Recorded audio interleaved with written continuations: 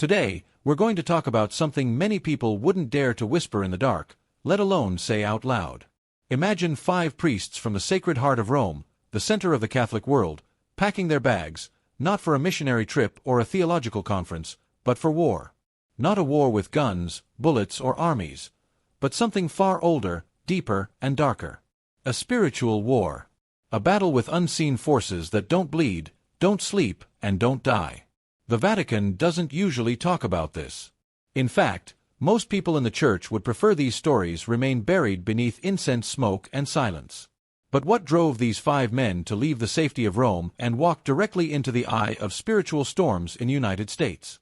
Could it be that some corners of the world are now too spiritually hostile to be ignored?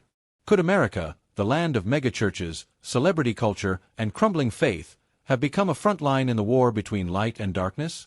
Let's unravel this terrifying, mysterious, yet oddly inspiring journey of these 5 priests who were sent, or perhaps called, to America for one reason only: spiritual battle.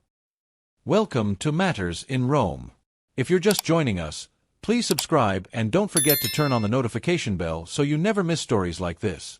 And trust me, today's story will have you questioning what really goes on behind closed church doors. Keep watching, because what you're about to hear might just change how you view the spiritual world. The story begins in a quiet chapel tucked inside the Vatican.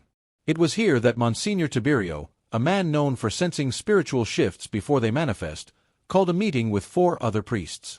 These weren't your average parish fathers. They had been exorcists, counselors, spiritual advisors to bishops. One of them, Father Matteo, had once been stationed in Nigeria where he encountered full-blown demonic possessions in remote villages. Another, Father Julian, had spent a year in silence at a monastery, only to emerge with strange stories of nightly attacks and divine revelations. What brought them together was a set of disturbing reports coming in from various dioceses in the United States. Unexplained phenomena in homes and churches. Pastors suffering sudden mental breakdowns. Children claiming to see shadowy figures watching them in their bedrooms. Entire congregations leaving the faith seemingly overnight. What if we're not dealing with isolated cases? Father Luca asked during that midnight meeting. What if it's coordinated? They didn't speak of it often, but they all knew the prophecy whispered among Vatican insiders, that one day, the great battle of spirits would shift westward, and when it does, the Church must send its strongest. Was that time now?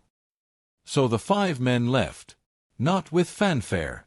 Not with processions or camera crews. They went quietly, like soldiers deployed under the radar. Their mission? To fight darkness wherever it crept in, and it was creeping fast. Their first stop was New Orleans, a city known for jazz, Creole food, and a spiritual undercurrent few acknowledge.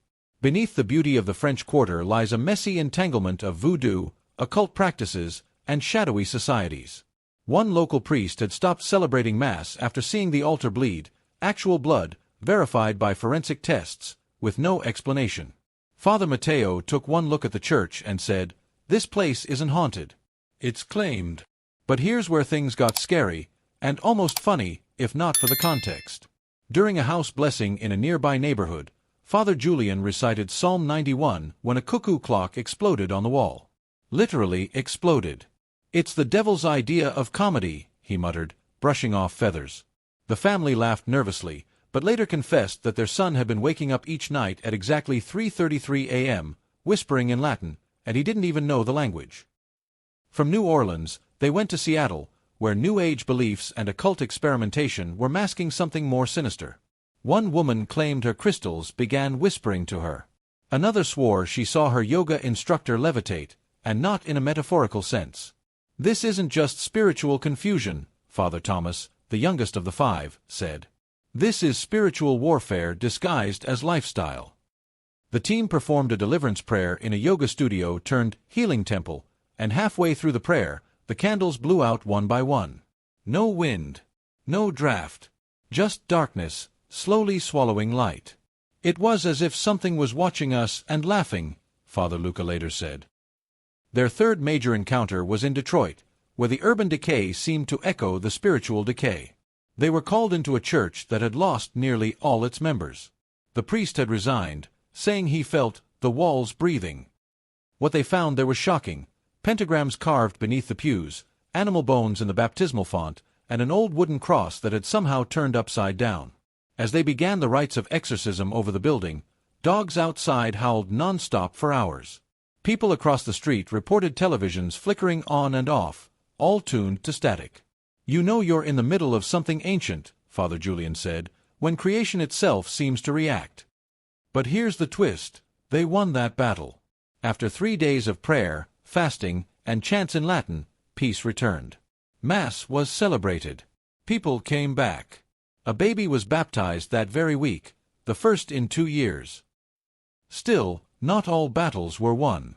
In Los Angeles, the priests encountered something they hadn't expected: resistance from within the church itself. One parish told them, "We don't believe in demons here. We're more progressive." Father Mateo looked the pastor dead in the eye and asked, "Then why are 3 of your choir members convulsing in their sleep and waking up with claw marks?" No reply. Sometimes the scariest thing isn't demons or shadows. It's the silence of those who should know better. And now, dear viewer, I must ask, what would you do if called to confront a force that doesn't bleed or break? Could you handle your faith being tested by screams in the night, walls that bleed, or eyes that glow in the dark? Or would you prefer to look away, hoping someone else, maybe 5 brave priests from Rome, would step in and fight the battle for you? Because make no mistake, this is a battle. And these men, they're still out there. As of this moment, 2 are back in Rome recovering. One is stationed in Texas, another is traveling through Appalachia, and the last? He hasn't been heard from in months. Okay, that's it for this episode. Thanks for watching. Please don't forget to share your thoughts in the comments section below. Please like, share, and subscribe for more.